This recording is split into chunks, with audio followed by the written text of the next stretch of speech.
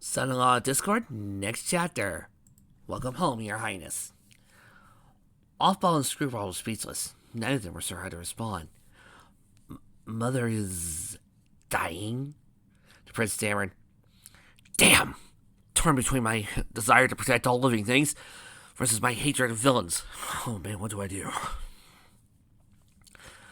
General Mantis nodded solemnly. But how? I mean, she's only 1,003, Mothball muttered. It happens to every changeling queen, Mantis explained. They have extended lifespans, but there comes a time when the power they've gained over their lifetime runs out. First, she loses her ability to reproduce, and eventually withers, and he choked on his words, unable to continue. That's why we need the prince back, said the lieutenant. Her Majesty only has a few days left, a week at most. We need someone to take her place. But Mothy's a traitor, Screwball pointed out. He left you guys. Why would you want him as your king? Because he's the only royal changeling there is, Mantis replied. Well, Lieutenant Stark, aside from Huss! The herald hissed. Mothball raised his eyebrow. What? Lieutenant Bombas meant to say aside from our queens, but the lieutenant paused when his superior gave him a warning glare. Oh, right. Bombas pipped. Aside from our queens, until she dies, and... They get it, Mantis snapped. The point is that despite Prince Mothball's past treachery, he is still the heir to the throne. It must return to the hives. Screwball scowled as he stood protectively for our fiancé. Heir to the throne or not, Mothball's not going anywhere with you. You don't understand the gravity of the situation, girls. Gravity's gravity. I defy gravity. Screwy, he's right, Mothball whispered. So he turned to him in disbelief. Excuse me? Just let him explain. Thank you, Your Highness, Mothball huffed, still glaring at Screwball. The changelings must always have a royal in charge, as they are the only ones that can reproduce. The prince must keep the changeling line going. If not, then our species will eventually become extinct. Screwball's expressive softened as he looked back at Mothball. Is this true? The prince nodded. The changelings must always have rulers. As much as she disliked the changelings, Screwball knew Mothball wouldn't want to be responsible for their extinction. He was the only one left of his kind, as he knew how difficult it could be for someone. Hey, nice gems. Lieutenant Bombas exclaimed when he noticed Screwball's ring. So, you two engaged now? Yeah, Screwball uttered. Good. Then we'll have a new queen already. What? She turned to her fiancé. Mothy, what's he talking about? Mothball rubbed the back of his neck awkwardly. Well, you see, while male royals are fertile, they can't give birth. She tilts her head. Then what exactly were you planning to do once you took the throne? The prince bit his lip. He really didn't want to talk about changeling reproduction with his fiancée right now. My mother told me that I had to find a queen, and well, Spiral Eyes widened. Are you serious? Me, queen of the changelings? My dad'll kill me after he kills you. There's one more little thing you know. There's more. The queen also has to be able to reproduce asexually, and she has to be able to give birth to a whole colony. And the only way she could do that is she's a changeling. Screwball blinked. What are you saying? He went down and grabbed his toast again awkwardly. If you want to be my queen, you'll have to engulf again. And said the next sentence quickly. You'll have to be turned into a changeling. He said his eyes so he wouldn't see a reaction. What? But why couldn't you guys told her? Mothball muttered to his soldier. But Me, Changeling, how do you even do that? It's a fairly delicate procedure, Mantis explained, and is only underdone under the rest of circumstances. It can only be used on a pony. However, since they are the closest to our species, she crossed her hostess, she glared at Gerald. If that's true, then why are you wasting time with Mothball when you can turn some random pony into your queen? Because the spell can only be cast by a royal, Mobbus answered. I mean, come on. Don't you think we have a lot more royals? If any old changeling could make one. Her Majesty is too weak to cast it, Mantis added. It's been 5 years since Mothball left, Scribble pointed out. If she needed an heir so bad, why didn't he try doing something like that before? Yeah, let's Scribble. Oh, wait. Is this one of those moments where a character raises a good point and one of the other characters is going to tell you to shut up and just move on? That's not your concern. Called it! Look, we don't have time to argue. Whether a prince accepts it, the queen demands his presence. If you don't wish to be part of your fiancée, Mrs. Grubal, you are welcome to be our next queen. The general said with a groan. If not, then I suggest you leave and let us carry out our orders. Screwball put a moving around a mothball. Where he's going, I'm going. Besides, I'd like to talk to this queen of yours. The general sighed. So be it, then. Follow us. Soldier's wings buzzed as he took to the skies. Mothball looked at Screwball worriedly. Screwy, you don't know what you're getting into. The changelings. You let me handle them, she said firmly. We'll get this sorted out, even if I had to flood the hive with chocolate milk. She floated up to the soldiers and Mothball sighed as he followed her. He learned over the years that there was no use arguing with the Princess of Chaos. It was a lost cause.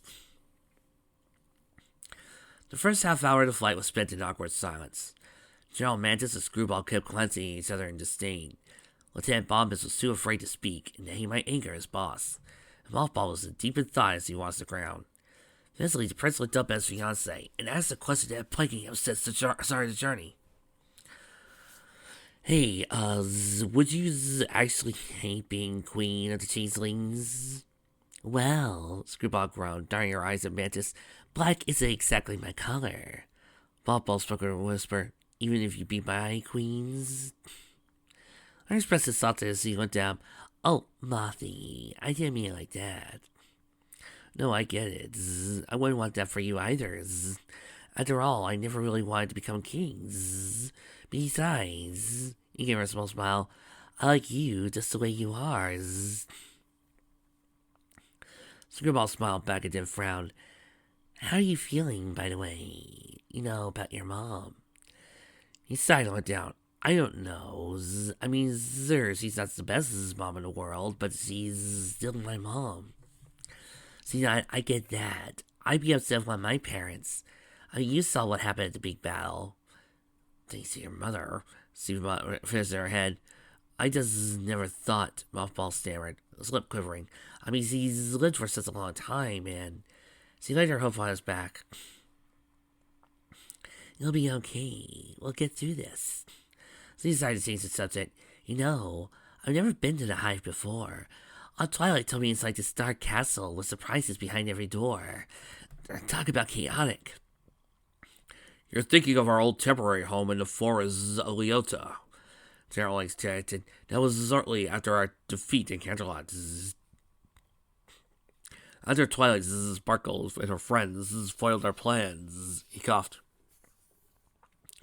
Yet again, we had to move base back to our old hive, which we still occupy today. Oh, good, Screwball sighed.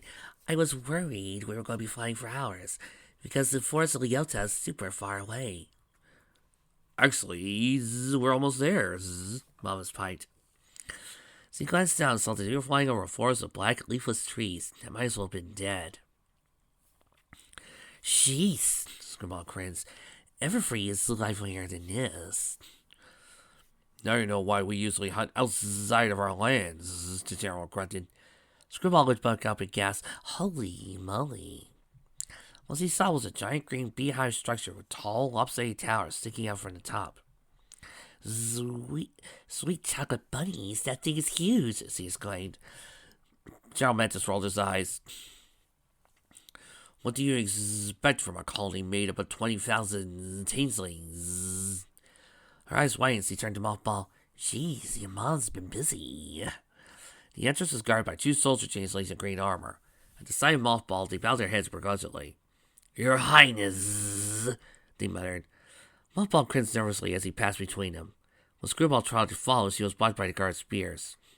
At ease, boys, the General Lord. Seize with us, he grunted, unfortunately.